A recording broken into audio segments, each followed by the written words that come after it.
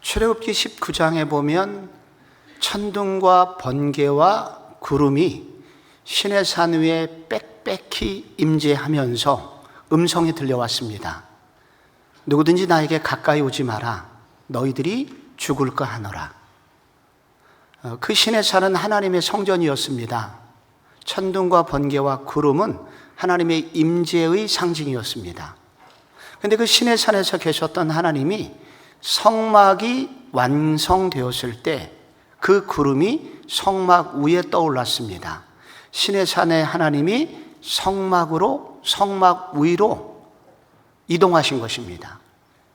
그런데 그 성막은 예배를 드리는 장소였습니다. 이것이 레위기에 오면 이 하나님의 임재가 개인 속으로 들어가게 됩니다. 무엇을 통해서? 제사들을 통해서. 온전한 제사가 드려질 때 그 하나님의 임재의 구름이 그들 속에 들어가게 됩니다. 그래서 이 레위기는 하나님의 임재를 개인적으로, 구체적으로 경험하는 시간입니다. 그러나 우리가 제사를 열심히 드린다고 해서 하나님이 임재하시는 것은 아닙니다. 하나님이 세워놓으신 방법과 규칙에 따라서 말씀대로 제사를 드릴 때 하나님이 임재하십니다. 하나님이 이렇게 예배를 드려라 라고 구체적인 방법, 매뉴얼을 알려주셨죠. 내가 열심히 내 나름대로 예배를 드리고 찬양을 드린다고 해서 그 예배가 하나님이 받으시는 예배는 아니라는 겁니다. 하나님이 정해놓은 규칙과 방법을 따라서 그 정신에 맞게 예배를 드릴 때 하나님이 임재하신다는 뜻입니다. 하나님께서 5가지 예배 방식을 레위기에 말씀하십니다. 5대 제사입니다. 그것이 번제, 소제, 화목제, 속죄제, 속건제. 누가 구약에 제사들이 5가지 있다는데 그게 뭐예요? 라고 물을 때 요 정도는 금방 말씀하시면 좋겠습니다. 그런데 그 중에 첫 번째, 이제 오늘부터 구체적인 제사가 하나씩 소개가 됩니다. 오늘 나누는, 우리가 읽은 본문에는 번제가 나옵니다. 오늘 번제가 오늘 주제예요. 그런데 이 번제는 번이라는 한자와 제사는 제자인데, 이 번은 굽다라는 뜻입니다. 태워서 굽는 거, 불을 붙여갖고 굽는 거를 번이라고 하고, 이때 태워서 하늘로 올려보내는 제사, 그래서 이것을 번제라고 합니다. 그래서 영어로도 우리 한자도 번인데 신기하게 영어가 burnt입니다. burnt offering. offering은 제사고 burn의 이 과거 완료형 burnt, 태워지는 제사. 이게 burnt입니다.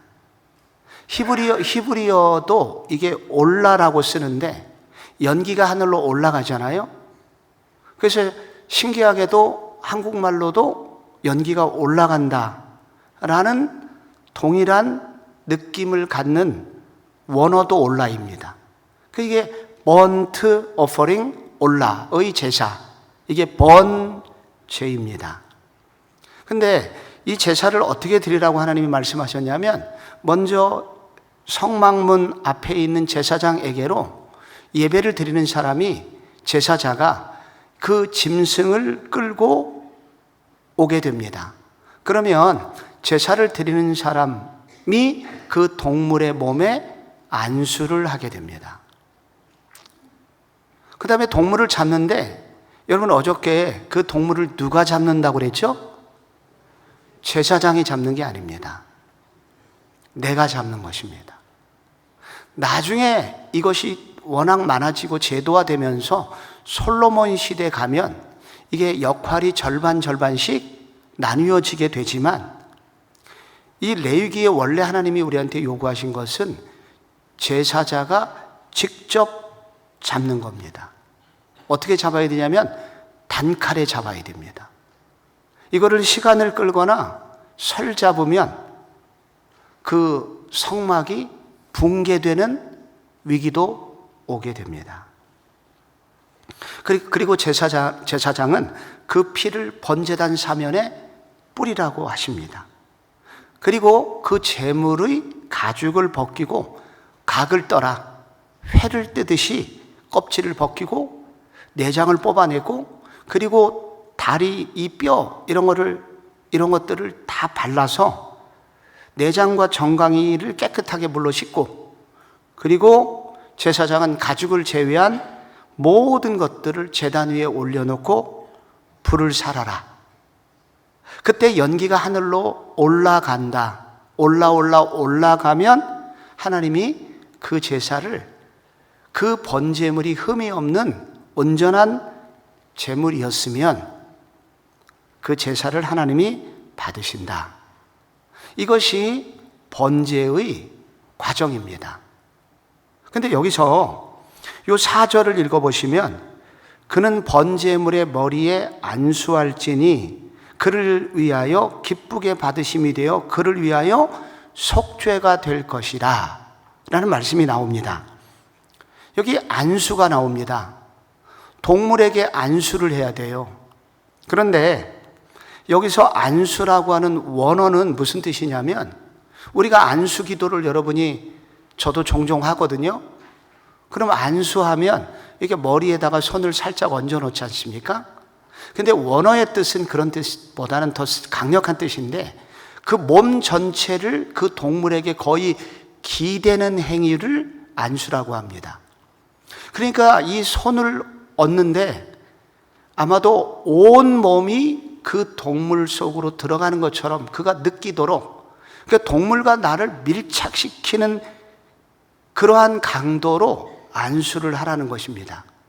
그래서 이것은 뭐냐면 그때 안수를 하면 뭐가 오냐면 그 동물의 모든 온기가 나에게 오고 그 동물의 그 모든 감정이 나에게 오는 것입니다. 그런데 여러분, 이 안수의 의미가 있습니다. 안수는 왜 하라고 그러냐면 내 모든 죄를 이 동물에게 옮깁니다라는 죄의 전가를 위해서 안수하라는 뜻이라는 걸 어제 들으셨습니다. 근데 여기 하나 더 중요한 의미가 있는데 이 안수는 이 동일시의 원리를 위해서 안수하라는 겁니다. 이 동물이 나고 내가 이 동물입니다. 내가 죽어야 되는데 이 동물이 대신 죽습니다. 라는 이 동일시의 원리를 위하여 하나님은 안수하라고 하셨습니다. 그런데 밀착해서 그 온기를 전하면서 안수하기 때문에 여러분 이 동물도 느끼는 게 있습니다. 여러분 이 동물이 자기가 곧 죽을 것을 알까요, 모를까요? 이 반려동물을 키워본 사람은 압니다. 원앙소리라는 영화가 있었죠? 한 시골의 농부가 이 소를 30년 키운 겁니다. 이 소가 많은 일을 해가지고 다 자식들 대학 보내고 평생을 이 소하고 할아버지하고 밀착해서 살았습니다. 근데 더 이상 늙어가지고 이 소가 일을 할 수가 없어서 이 주인이 내일 우시장에 가서 저 소를 팔아버려야 되겠다라고 마음을 먹었습니다. 근데 그날 밤 이 소가 여물을 먹지 않는 거예요. 그리고 개울을 건너가야 되는데 이 소가 버팅기면서 안 가는 겁니다. 그리고 우시장에 갔는데 이 소가 끌려 들어가려고 하지 않는 거예요. 눈을 껌뻑껌뻑 하면서. 결국 이 주인이 이 소를 다시 집으로 데리고 옵니다. 그 소가 죽었습니다. 무덤을 만들었습니다. 그래서 그 소를 그리워하는 걸로 영화가 이제 끝이 났는데 이건 실화를 바탕으로 한 영화였습니다. 여러분 이 동물이 이 반려동물 나와 오랫동안 함께 했었던 그 사랑의 동물이 여러분 이 주인이 끌고 갈 때 내가 곧 죽을 거야 압니다, 동물들이. 그래서 이 안수를 한다는 것은 이 동물이 나라는 것을 알고 미안함과 죄송함과 내가 죽어야 되는데 네가 죽는구나 하는 그러한 동일시의 마음을 가지고 안수를 하라는 겁니다. 그럼 그때 무슨 일이 생기냐면 그 9절에 받으심이, 하나님이 안수를 하면 그를 위하여 기쁘게 받으심이 되어 그를 위하여 속죄가 될 것이다. 속죄라는 히브리어 단어가 카파르라는 단어예요. 영어로는 커버. 그때 커버가 됩니다. 그 덮는 거죠. 근데 덮는데 이게 뭘로 덮냐면 거기서 나오는 동물의 피가 너무 많아서 그 피로 제단 위를 덮게 됩니다. 그 순간 범죄로 야기된 하나님의 진노가 덮어집니다. 뭘 덮는 거냐면 하나님의 진노를 덮는 거예요. 나를 보면은 내가 하나님의 진노를 받을 수밖에 없는데 피가 확 뿌려지면서 내 죄가 보여지지 않아요. 위에서 내려보시는 하나님은 피만 보여요. 그래서 하나님의 진노를 덮다. 이게 커버. 하나님의 진노를 덮는 거예요. 이 진노를 덮다라는 이 뜻은 결국 이 단어가 속죄가 구속하다라는 뜻을 갖고 있습니다. 구속은 몸값을 지불하고 자유롭게 되다라는 뜻인데 하나님의 진노를 덮다는 것은 내가 원래 진노를 받아서 죽어야 되는데 이 짐승이 나를 대신해서 죄값을 치러서 결국 내가 자유케 된 것입니다. 그래서 이 덮다라는 이 단어는 결국은 구속하다, 몸값을 지불하다라는 뜻입니다. 그래서 이 안수자가 살아나게 됩니다. 자기가 깨끗하게 됩니다. 여러분, 어떤 사람도 우리나라에서 내가 자유케 되기 위해서, 내가 죄를 지었는데 자유케 되기 위해서 공짜로 자유케 되는 것은 하나도 없습니다. 다 누군가 대가 지불을 해야 됩니다. 앞차를 박았습니다. 근데 앞에 탄 사람이 교회 장로님이세요. 아유, 장로님이시군요. 교회 저도 예수 믿습니다. 뭐 믿는 사람끼리 그냥 없는 걸로 합시다. 여러분이 그렇게 해줍니까? 그렇게 되질 않습니다. 앞차를 박았으면 반드시 고쳐주는 대가 지불이 있어야 됩니다. 그런데 내 자식을 괴롭혔어요, 누가? 미안합니다. 그러면 됩니까? 반드시 대가 지불이 있어야 됩니다. 그러지 않고서는 죄를 지은 사람은 자유케 될 수 없습니다. 여기 왜 이 커버, 이 단어가 이것이 덮다라는, 하나님의 진노를 덮다라는 뜻도 되지만 여기서 구속함이 나왔느냐? 그것은 이 동물이 내 죄값을 다 치루었기 때문입니다. 근데 보통 치른 게 아니라 죽는 것입니다. 피를 흘리고 다 죽게 되는 겁니다. 죄라는 것은 이렇게 무섭습니다. 내가 죽어야 되는데 이 동물이 죽은 거예요. 그럼 오늘날 신약시대에 이 안수를 한다는 것은 무슨 뜻이겠습니까? 우리의 죄를 다 짊어지고 십자가에서 죽으신 예수 그리스도에게 안수를 하라는 겁니다. 내 모든 죄를 옮겨드립니다. 죄를 전가하라는 거예요. 근데 그 전가를 할 때 어떻게 전가해야 되냐면 예수님과 나하고 동일시해야 된다는 겁니다. 내가 죽어야 되는 그 자리에 주님이 죽으시는 것이군요. 내가 받아야 되는 형벌을 주님이 대신 받으시는 것이군요. 그렇게 동일시의 마음을 가지고 이 죄를 옮기는 것입니다. 그게 안수하는 겁니다. 그것을 믿음이라고 합니다. 그런데 이때 알아야 되는 게 있습니다. 예수님이 십자가를 지실 때 여러분, 예수님께서 그냥 기쁘게 십자가를 지신 것이 아닙니다. 그분이 고통 가운데 십자가를 지셨습니다. 주인의 모든 죄를 짊어지고 가야 되는 착한 내 반려동물, 어떤 반려동물처럼 예수님께서는 아셨습니다. 그래서 예수님께서 겟세마네 동산에서 이렇게 기도하셨습니다. 주여 이 잔을 내게서 지나가게 하옵소서. 이 구절을 놓고 어떤 분이 질문을 합니다.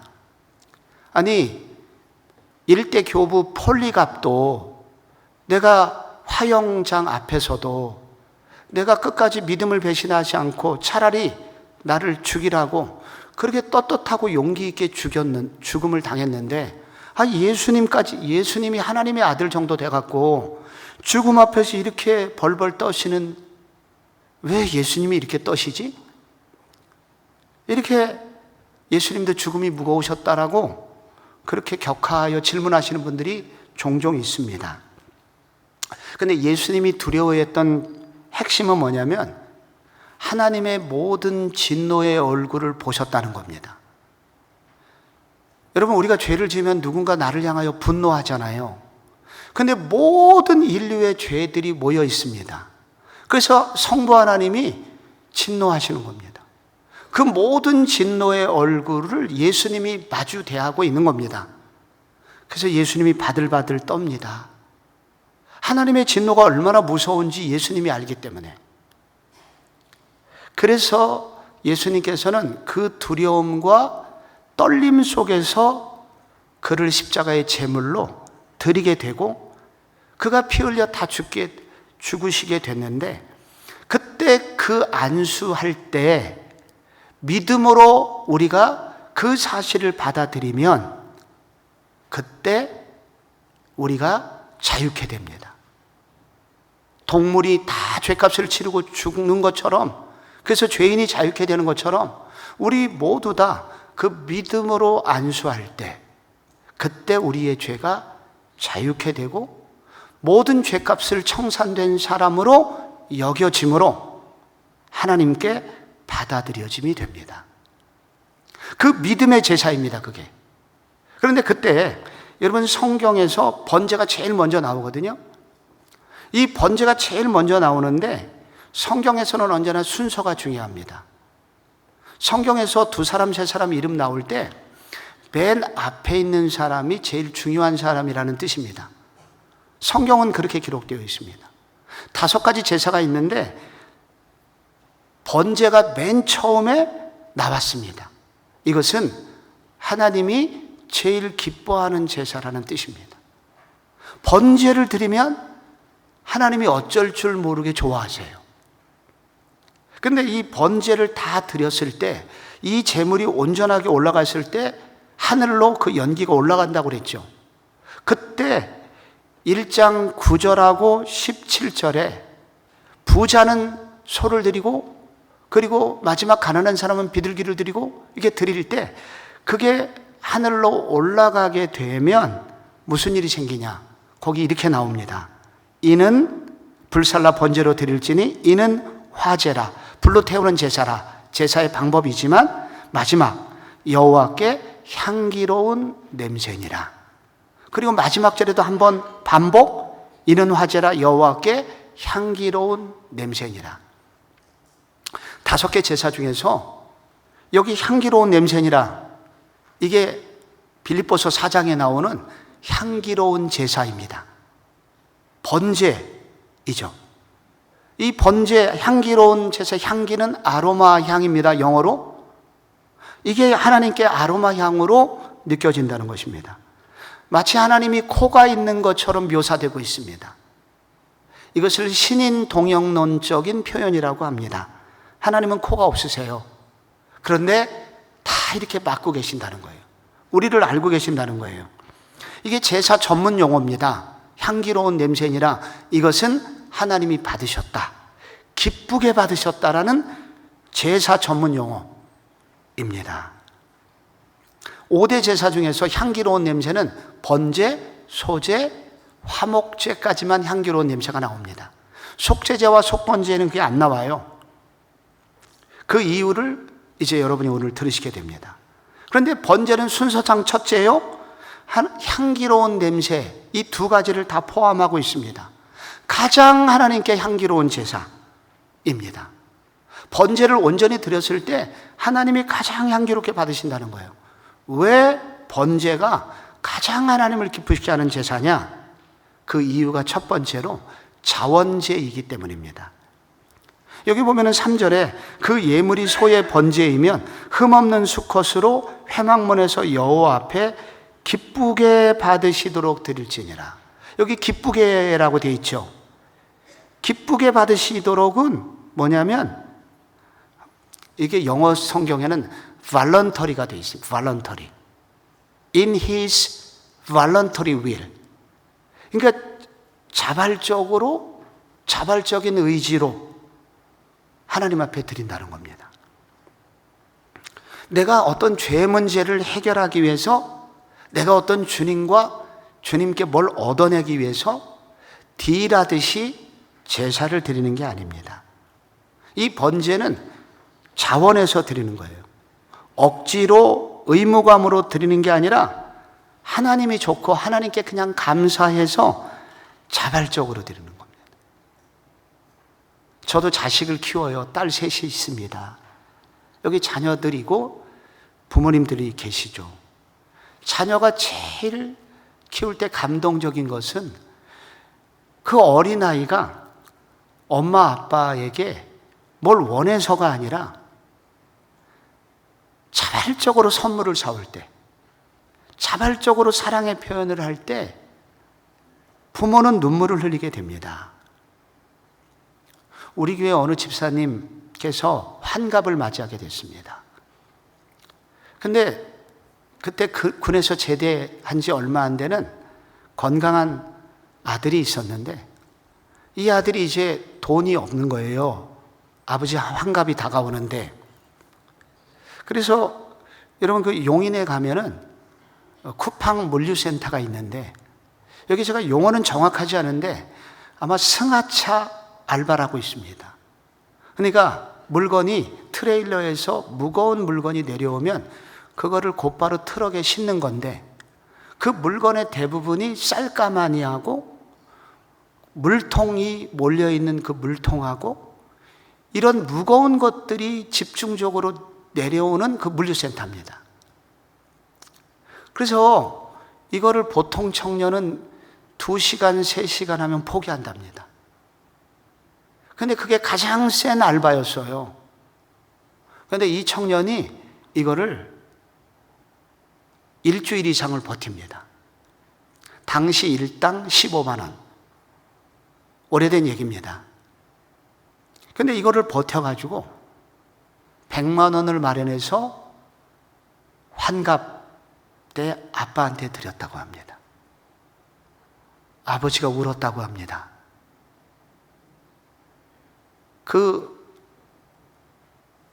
청년이 우리 학교 주일학교 출신입니다. 원진영이라고. 아버지가 울었습니다. 누가 시켜서 한 일입니까? 자기 스스로 한 겁니다. 번제가 이런 거예요. 우리가 하나님 앞에 예배를 드리러 올 때 왜 우리가 예배를 드려야 되나? 내가 그런 사랑을 받았어. 그래서 내가 자원해서 제물이 되려고 할 때 이것이 주님의 마음을 격동시킵니다. 그래서 고린도후서 9장 7절에 내가 돈이 없는 사람이 아니야. 나는 천지의 모든 걸 가지고 있어. 그래서 제발 너희들 올 때 억지로 하지 말라고 하십니다. 그러면서 이렇게 말씀하세요. 각각 그 마음에 정한 대로 할 것이요 인색함으로나 억지로 하지 말지니 하나님은 즐겨내는 자를 사랑하시느니라. 우리의 예배가 진짜 감동 있고 생명력 있는 예배가 되려면 끌려서 오면 안 됩니다. 때로는 그럴 때가 있어요. 훈련 받을 때, 그리고 내가 무슨 일을 책임감을 져야 될 때 예배를 억지로 와야 될 때가 있죠.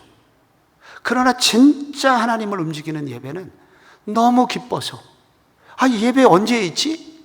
예배가 기다려질 때 그 예배가 번제의 예배가 됩니다. 또 하나 이 번제의 특징은 흠없는 수컷으로 드리는 제사여야 합니다. 흠없는 수컷은 어저께 말씀드렸습니다.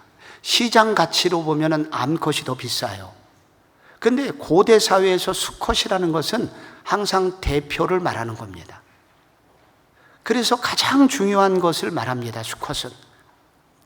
우리가 장남이, 집안의 첫 번째 장남이 인물이 제일 잘생겨서 그래서 귀한 게 아닙니다. 첫 번째라서, 대표라서 더 귀해요. 차별을 하라는 게 아니라 우리는 첫째가 그런 의미라는 겁니다. 수컷이 그런 뜻이에요. 여기에 흠이 없어야 됩니다. 같은 수박이라도 기스가 나면 상품 가치가 떨어집니다. 기스 나지 않은 거. 이 흠없는 재물은, 흠없는 수컷은 최상품을 말합니다. 번제를 드리러 올 때는 흠없는 수컷으로. 그것이 소든지 염소, 양이든지 비둘기든지 흠없는 것으로 드리는 제사입니다. 근데 가장 많이 드렸던 제사는 중산층이 가장 많으니까 양을 가장 많이 드렸습니다. 근데 양은 언제가, 어느 시기가 가장 최상품이냐면 1년 됐을 때입니다. 양에게 1년생이 가장 건강하고 눈이 가장 영롱할 때입니다. 그래서 성경에 1년 된 어린 양을 드리라고 한 것입니다. 그럼 사람은 언제 전성기입니까? 여기 오늘 청년들이 찬양해 주셔서 너무 고마운데, 우리 때는, 요즘은 좀 다를 수도 있는데 2말 3초, 대학교 2학년 말 3학년 초 전성기입니다. 네, 그때 연애하시면 제일 좋다는 겁니다. 그때가 전성기예요. 그 이후에 조금씩 꺾어집니다. 그러나 요즘은 영양 상태가 워낙 좋아서 한 30대 가야 꺾어집니다. 그러니까 염려를 조금 늦추시기 바랍니다. 우리 인생의 전성기는 언제입니까? 저는 제 나이라고 말씀드리고 싶습니다만 진짜 전성기는 30대입니다. 20대 말 30대 인생의 초절정기. 근데 김영석 교수는 또 그렇게 말해요. 105세를 살아보니 인생의 진짜 황금기는 70세에서 75세더라. 그래서 이 황금기는 뭐냐면은 지금 내 나이보다 조금 더 젊었을 때, 그러니까 지금 더 늙기 전에, 그때가 전성기라는 겁니다. 그래서 이 말은 가장 좋은 것은 네 인생의 전성기를 드려라. 그 전성기 때 드리는 것이 그 정신이 번제의 정신입니다. 27세 청년 여자 간사로부터 제가 편지를 받았습니다. 간사님이 어느 선교단체에 간사님이 있네. 제가 학원복음화협의회 제가 실질적 이사장이기도 하고 청년 사역을 돕고 있으니까 이분이 저한테 선교 편지를 보냈습니다. JDM 간사인데 필리핀으로 선교사를 간다는 거예요. 아니, 간사가 되는 것도 어려운데 아니 그렇게 선교지까지 가야 되냐고. 아니 간사님, 엄마가 뭘 하세요? 지금 시집 가라고, 제발로 빨리 시집 가라고 엄마가 그렇게 말씀하시지 않냐고. 그렇대요. 근데 지금 왜 가려고 하냐고. 내가 조금 더 젊었을 때 주님께 드리고 싶습니다. 내 가장 젊음을 주님께 드리고 싶습니다. 눈물이 나대요. 이게 번제물입니다. 이 번제를 드릴 때 모든 것을 태워서 드리는 제사입니다. 번제는 다 태워서 올려드리면 그때 향기로운 냄새가 납니다. 가죽을 제외하고 전부 다 태워야 돼요. 모든 것을 드리는 제사. 이제 앞으로 내일부터 배우는 또 제사들은 제사장이 먹든지 제사자가 먹든지 제물을 먹을 수 있습니다. 그러나 번제는 제사를 드리는 사람에게 돌아오는 게 없어요. 다 태워서 올려드리는 제사, 번제입니다. 이것을 구약 성경은 이것을 그래서 온전한 제사라는 별명이 있습니다. 온전한 제사, 주의 제단에 온전히 드리는 제사라는 것입니다. 그래서 이 모든 것을 태워서 드리는 예배는 이게 어떤 의미냐면 나에게 전혀 이득이 없는 예배, 즉 다른 말로 하면 하나님이 목적이 되는 예배라는 뜻입니다. 아무것도 의도하지 않고 어떤 이득도 바라지 않고 오직 하나님만이 목적이 되는 예배, 그 예배가 번제 예배고 여기 강력함이 있다는 겁니다. 우리 교회에 이 특세에 한동안 나오셨던 성봉환 선교사님이라고 계십니다. 우리 교회 성하은 청년 게렛이라는 미국에서 온 청년하고 결혼을 했죠. 그 아버지가 성봉환 선교사님인데 우리 교회 자녀들, 선교사님 자녀들이 꽤 많이 우리 교회를 다니고 있습니다. 그런데 이 선교사님이 이 종암제일교회 전도사님을 하셔서 사모님도 종암제일교회 청년이었습니다. 그래서 이게 이 근처 종암제일교회 그 뒤편에 우리 교회에서 한 300m 정도밖에 안 떨어진 곳에 거기에 이제 잠시 머무셨던 적이 있습니다. 그때 이제 우리 교회, 그때 이제 왜 머무셨냐면 너무 심한 병에 걸리셔서 그분이 거의 사형 선고를 받은 겁니다. 의사의 진단으로 뭐 6개월 이런 식으로 사형 선고를 받은 거예요. 그래서 간신히 하루하루를 살고 계셨습니다. 그런데 5년 전 코로나 시작할 때 우리 교회에서 고난주간의 특세 때 선교사님이 간증을 그때 하셨습니다. 제가 그때 충격을 받아갖고 그 뭐였냐면 친구 선교사가 오키나와에 있대요. 일본에. 근데 전화가 왔답니다. 점심에 좀 차 한잔 하자고. 그래서 그러자고 그래서 뭐 오후 한 뭐 2-3시쯤 만났겠죠? 어디서 만나? 청량리역에서 만나자고. 여기서 청량리역은 택시 타면 10분이면 가잖아요? 그래서 친구를 만났습니다. 차 한잔 하자고.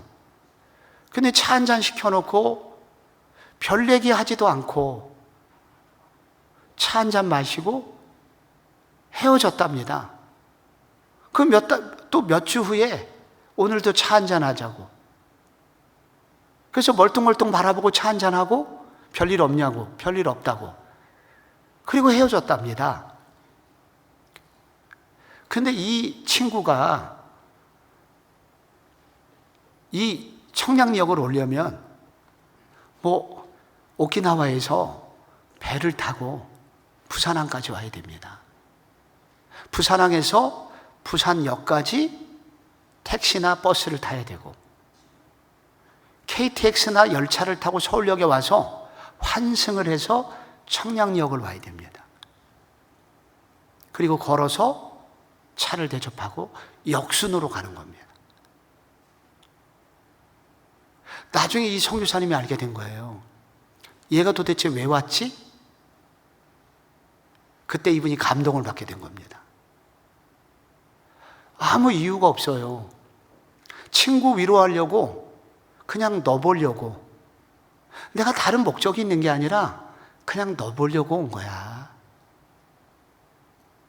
그 감동을 받았는데 얼마 후부터 몸이 좋아져서 지금은 건강하게, 지금은 코로나 이때 필리핀이 어려워지셔갖고 지금 충남 공주 근처에서 외국인 사역을 하고 계십니다. 우리가 진짜 예배가 뭐냐? 주님이 목적이 될 때, 주님 나 괜찮아요. 내가 오늘 뭐 거래하려고 온 거 아니에요. 주님이 나의 목적이십니다. 주님만이 나의 소망이 되십니다. 라고 예배를 드릴 때 그때 치유의 하나님이 우리 하나님이 되시기도 하고, 아니 그거 안 돼도 전 괜찮아요. 하나님이 내 인생의 주인이 되십니다. 그래서 예수님께서도 너희들이 가장 먼저 해야 될 게 뭐냐? 내 마음을 다하고 목숨을 다하고 뜻을 다하여 주 너의 하나님을 사랑하라 하셨으니 이것이 크고 첫째 되는 계명이니라 라고 말씀하셨습니다. 근데요, 여러분, 우리가 이렇게 다 드릴 수 있으면 얼마나 좋겠어요. 우리가 그렇게 순수함으로 흠없이 그렇게 최고의 것으로 드리면 얼마나 좋겠어요. 근데 우리는 그런 번제물이 못 됩니다. 그래서 우리 대신 번제물이 되시기 위하여 이 땅에 오신 분이 있습니다. 예수 그리스도죠. 그래서 그분이 진짜 번제물이십니다. 이분은 정말 온전히 자원해서 제물이 되셨습니다. 그래서 요한복음 10장 18절에 이렇게 말씀하셨습니다. 이를 내게서 빼앗은 자가 있는 것이 아니라 내가 스스로 버리노라. 나는 버릴 권세도 있고 다시 얻을 권세도 있으니 이 계명은 내 아버지에게서 받았노라. 내가 십자가를 지려는 것이 누가 시켜서 하는 게 아니야. 나는 그런 모든 취할 권세, 버릴 권세가 나한테 다 있는 거야 라고 말씀하십니다. 그런데 그분이 스스로 그렇게 하신다는 거예요. 예수님 무슨 죄가 있습니까? 빌라도가 뭐라고 그랬습니까? 누가복음 23장에 내가 너희 앞에 사실을 내가 다 조사를 해보니까 너희가 고소하는 일에 대해서 이 사람에게서 죄를 찾을 수가 없다. 죄가 없으세요. 그런데 고린도전서 5장에 이 구절을 이렇게 설명합니다. 하나님이 죄를 알지도 못하신 자로 우리를 대신하여 죄를 삼으신 것은 우리로 하여금 저희 안에서 하나님의 의가 되게 하려 하십니다. 죄가 없으신 그분이 우리를 대신하여 죽으셨다는 것입니다. 그래서 우리는 온전한 번제물이 못 됐지만 나를 대신하여 오신 번제물이신 그리스도를 의지하여 번제를 드리고자 할 때 그때 하나님이 향기로운 제물로 우리를 받아주십니다. 그래서 성경에 기적이 있을 때 항상 구약에서 드려졌던 제사는 번제입니다. 여러분, 노아가 홍수의 재난을 끝나고 나와서 맨 처음에 그 양을 취하여 그가 제사를 드리는데 그때 드렸던 제사가 무슨 제사일까요? 방금 전에 정답을 말씀드렸죠? 오늘의 답은 무조건 번제입니다. 무슨 제사를 드렸어요? 번제를 드렸습니다. 그때 폐허가 됐던 인류 위에 다시 꽃이 피고 열매가 맺히기 시작합니다. 그래서 황폐한 인생을 살아가는 사람이 회복되는 길, 번제를 드리라는 겁니다. 이 아브라함이 번제를 드렸어요. 순양을 잡아가지고 아들하고 함께 그때 모리아산에서 드렸던 제사를 성경 읽어보시면 창세기 22장 13장에 대신하여 뭘 드려요? 번제로 드렸더라. 그래서 우리의 자녀들하고 드려야 되는, 함께 드리면 무슨 일이 생기냐면 이삭이 끝까지 믿음을 지킬 수 있었던 이유는 이 아버지와 드렸던 번제 때문입니다. 그래서 이런 새벽이 중요한 거예요. 우리가 하나님 앞에 온전히 하나님 앞에 자녀들과 함께 번제의 제물이 되려고 오면 그때 신앙이 전승이 된다는 겁니다. 사무엘이 전쟁을 앞두고 예배를 드리려고 미스바에 모였는데 블레셋군이 쳐들어왔습니다. 난리가 났습니다. 그때 어린 양 하나를 취하여 사무엘이 무슨 제사를 드렸을까요? 번제를 드렸다니까요. 번제를 드렸어요, 그날. 그때 무슨 일이 생겼냐면 연패의 사슬을 끊고 이스라엘이 최초로 전쟁에서 승리하게 됩니다. 그래서 그 연패를 끊는 사실은 뭐냐면은 번제를 드려야 돼요. 근데 번제할 때 제일 많이 성경에 인용되는 번제는 여러분이 아시는 솔로몬의 번제입니다. 솔로몬은 몇 번의 번제를 드렸죠? 1000번제를 드리게 된 거예요. 근데 이 1000번제에 대한 해석은 두 가지입니다. 1000번, 횟수가 1000번인 번제냐, 1000마리를 드렸다는 뜻이냐. 그러니까 1000번을 계속 드렸다는 해석도 있고, 그것이 반드시 1000일은 아니지만 한 일주일 안에, 2주일 안에 1000마리를 드렸든지, 그런 의미에서 이게 1000번입니다. 1000번제를 드린 거예요. 근데 이 1000번제를 드렸을 때 무슨 일이 벌어졌죠? 꿈에 솔로몬에게 하나님이 나타나셨습니다. 그때 뭐라고 그러셨냐면 열왕기상 3장 12절에 내가 내 말대로 하여 내게 지혜롭고 총명한 마음을 주노니 내 앞에서 너와 같은 자가 없었거니와 내 뒤에도 너와 같은 자가 일어남이 없으리로다. 인간의 이성을 뛰어넘는 지혜가 그에게 임하게 됩니다. 성도 여러분, 번제의 제사를 드리고자 할 때 우리 주님께서 우리의 삶을 폐허가 된 상황도 새로운 길을 열어주시고, 연패가 계속되고 계속 실패가 되는 사람의 연패를 끊고 새 길도 열어주시고, 세상이 줄 수 없는 지혜를 우리 주님께서 허락해 주십니다. 번제의 제사를 드리기를 바랍니다. 번제의 제사가 이런 특세 같은 거예요. 드리기 가장 어려운 시간, 하루의 첫 시간을 주님 앞에 드리는 거잖아요. 예배 중에 이런 예배가 번제입니다. 특세에 완주하시는 은혜가 있기 바랍니다. 근데 내일이 가장 어려운 날이에요. 특세 2주일을 할 때 가장 위험한 날은 목요일입니다. 수요일 날 1차 위기가 오고 진짜 위기가 목요일입니다. 이때가 육체적으로 제일 어려움이 있는, 새벽 기도를 처음 하시는 분에게는 내일이 어렵습니다. 그래서 내일은 알람을 5개 정도 맞춰놓고 주무셔야 됩니다. 내일 넘어가면 2주를 버티는 힘이 생깁니다. 그래서 내일 나오는 사람이 진짜입니다. 옆에 계신 분 얼핏 보면서 이렇게 인사합시다. 내일 위기를 잘 넘어갑시다. 내일도 번제물이 됩시다. 오늘 청년들이 찬양을 해줬는데 이 청년들의 찬양이